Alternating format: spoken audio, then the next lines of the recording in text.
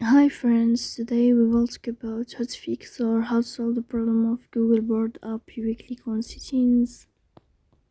In this page you will go to apps, default apps, app settings. On above you will search about Google Board and you will click here.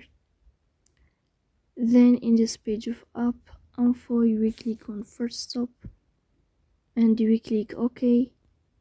Then you will enter to the window of storage. Here you will click on clear cache, but pay attention, don't click clear data because that can delete your account.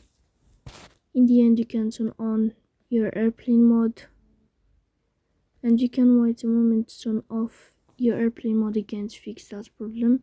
So please don't forget to support us by like and subscribe. See you next time.